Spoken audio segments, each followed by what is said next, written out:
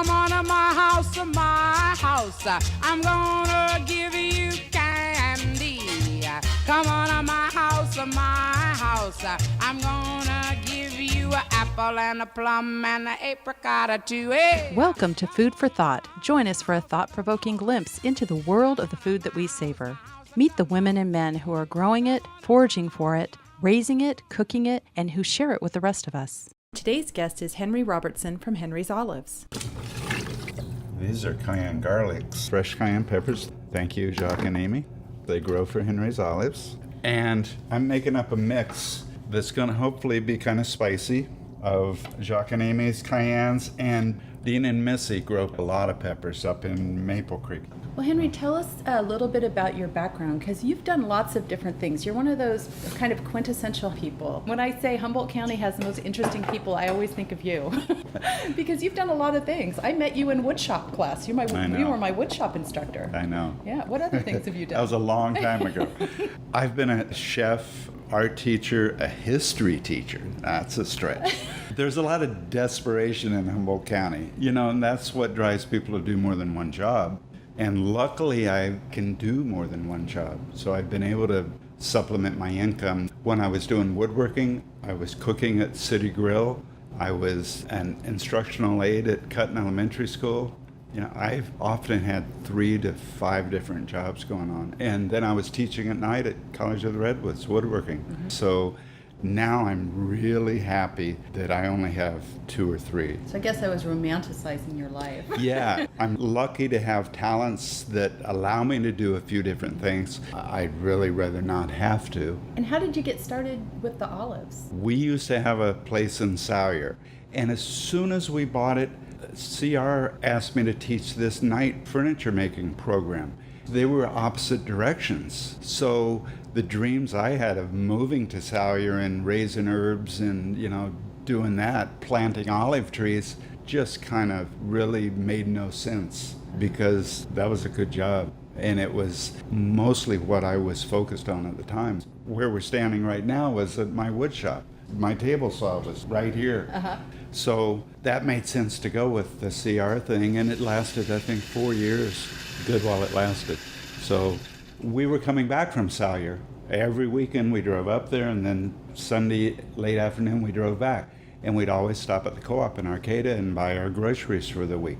Well, this one fall, they had some little flats of olives, and stuck in the end of every flat was a copy of a recipe from this Italian or Portuguese lady from Healdsburg. That's where they came from. And I thought, oh God, I have wanted to try this. Never had the opportunity. Boom, it's right in front of me. So I bought a flat, took it home, followed the directions, which are, like 2 weeks of work or 2 weeks of process. And then at the end of that 2 weeks, when they were finally ready, oh my God, they were just unbelievable. They were reminiscent of olives we had at a little restaurant in Mexico, homemade obviously, or I grew up with some Greek friends and they always had home-cured olives. So it was a flavor that I was familiar with, but you don't find very often. I think till I had your olives, the only olives I had were those little canned black olives that you put on your fingers as a kid. Sad. And so when I tried your olives, it was like, this is a whole different food item that I'm not used to at all. Well, California, during the revolution of canning, this was the industry, was in California. Lindsay and Oberti and Graber, were the giants in the field, and it was great what they did. People really love those olives, they have their place, but they stopped right there and put them in a can, and they could have done so much more with that product if they had flavored them or just taken some additional steps. I think when you can things too, the processing is so long that it cooks them to death. Right. I have one olive that sees some heat, that are dipped in boiling water. My black ripe, oil cured, shrunken, super salty. Those are the only ones. The others never see heat. Once they go through the curing process, they go into flavored brines and they immediately go in my walk-in. So they're immediately refrigerated, and they're always refrigerated up until the point of sales. So you get a very fresh tasting olive because of that. And I think it's why people say, oh, these are really different. I've never had an olive like this. Or I have the one olive, the lemon garlic, the most popular olive that I have in stores. It's like the gateway olive. People tell me they don't like green olives or they don't like olives. And at least 95% people that I get to try them go, oh, well, that's not what I thought an olive would taste like, or those are different. I like these. There's something in olives that people crave, whether it's the salt, the saline solution that we are made of, or the enzymes or what, but people crave them. People tell me they're addicted to them. So how did you make the leap then from this one batch of olives that took you 2 weeks, and you must have said that's an incredible amount of time to process a food item, but the outcome was so great that you had to do this again and again. And then how did you make that leap to turn into a business? That's a real good question. Yeah. Of course, that 2 weeks of process, you're not standing over them all the time that's happening. There's a lot of just soaking and rinsing. And I think that first year I went back and bought another flat because it was obvious this isn't going to last very long. I did a second flat that year. I kind of doubled the amount the next year. This third or fourth year, I didn't have enough money to even do it. And the co-op was continuing to either get those flats, or they introduced me eventually to Greg Gephardt, who is my current grower. He's in Orland, next door to Chico, and he's all certified organically grown. It was kind of a natural progression of growth, pretty slow at first. My wood shop was still a wood shop. I built a deck on the side of my wood shop, and I was curing olives outside on the deck for a couple of years. The wife doesn't appreciate that so much when you start to get 20 buckets out there. Well, I'm just imagining a truck pulling up. No, at this point, I had to go drive to Arcata with my truck and load up boxes of olives. Back then I was buying 400 pounds at a time and then bring them home and do it. And when I built the deck on the side of my shop, then I had a long 4 to 5 foot wide place where I could put a ton of olives in buckets. 80 buckets is a ton of olives. So it just kept growing. And it wasn't growing because we were eating lots of olives. I mean, we were, but friends and friends of friends started wanting them more and more. And that's what grew it. Really, demand has grown the business. Where I am right now with it, I have a very limited amount of space, and so I can only produce so much out of this space. I'm happy. The amount I do right now is a lot of work. And right now I do between 4 and 5 tons a year. Olives are alternative bearers. Some trees will produce a big crop and then a little crop, and so you can't count on ever having all the trees produce at once and getting this, huge crop. Nobody seems to be doing a refrigerated product, and that must be the reason that people really like my olives, because it presents a little different final product. Do you think people are getting more of an appreciation of more types of flavors of olives? I do see that. Still, to this day, the lemon garlic, the yellow label jar, outsells everything else, and it's the mildest one. We call it our gateway olive because people that don't like olives always seem to like it. And I tell them after they taste it that it'll lead to harder usage.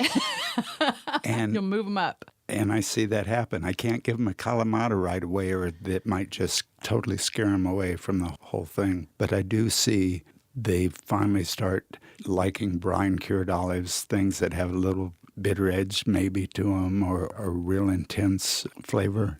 I think the very first Kalamata olive I ate, it probably took me an hour to eat it. It was just so intense, and I'd never experienced. I thought a black olive, it was Kalamata and it was dark, right. And I thought it was going to be very similar, and it was just so impossible. And now I could just sit down with a cup of them and eat them. It's just amazing how your tastes change. I have made the mistake with people before of giving them a Kalamata right after that, and that ended it. Too much. Too much, too soon. But it goes the same for me, too. I mean, I loved all those jarred olives are pretty much milder. And now I really go for the more Mediterranean style that are brine cured, and they often have a little bitter edge, and they're just much more intense. Some of them are fermented, so you get that fermentation flavor there, too, and that intensity. Now, one of the questions I think you're probably asked quite a bit is, where do you grow your olives? I mean, I think people assume because you're producing them in Humboldt County that you're growing the olives. And I can't imagine having that as part of the whole business. It's enough just it's totally curing olives. enough. Yeah. It's enough wrangling olives from growers to get them to my shop. I do not grow any olives. I have 3 olive trees, which are in pots. One's a bonsai and 2 are in front of my doors.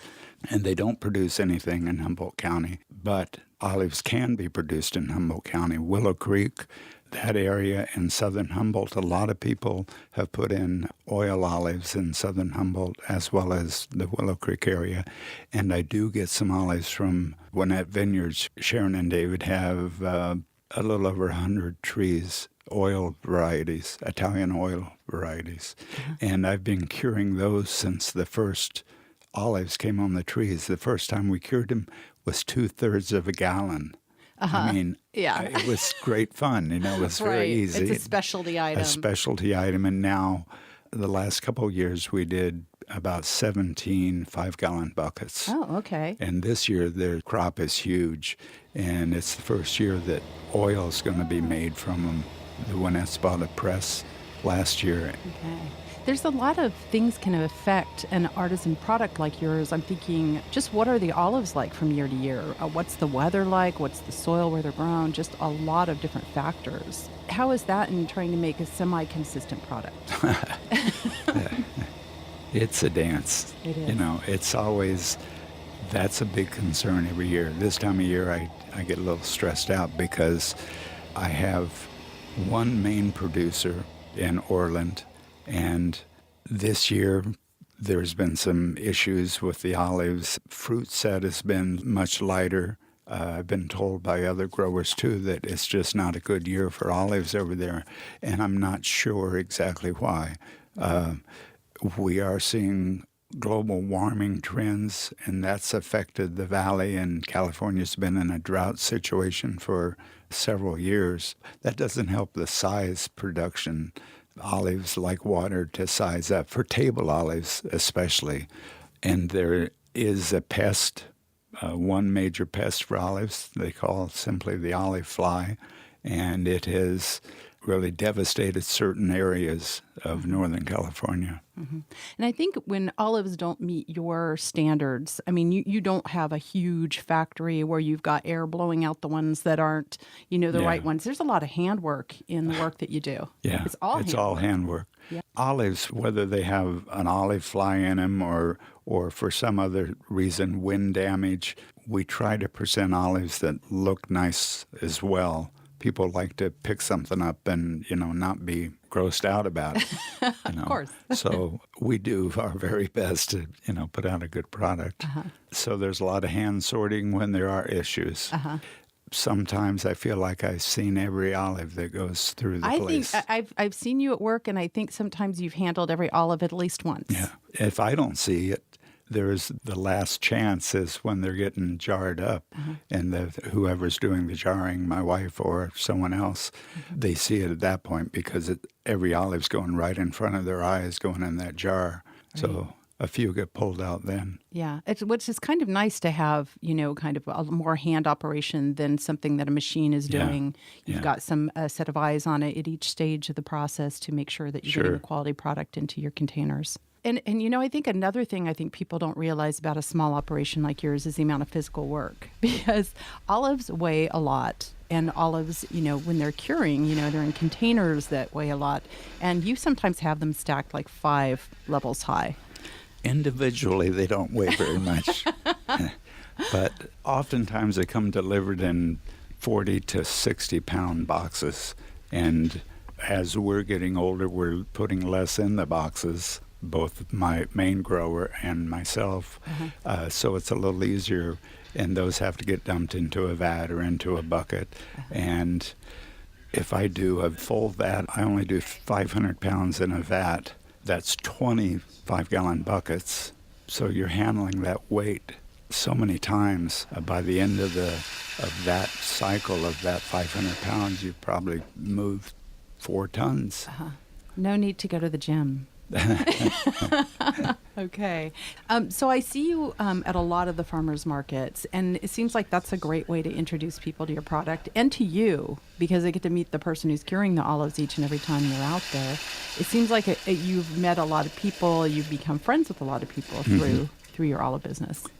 I don't always remember people's names, but faces I do. And the markets are a great way to demo stuff. So I don't usually bother to demo in stores because I'm out there in the public all the time, at least 2 days a week, hawking olives, and I always have samples. You know, some years there's a shortage of olives, or it's at least getting them to me. I feel like I'm not getting enough olives because I'm running a business, and my business is, bottom line is to make money.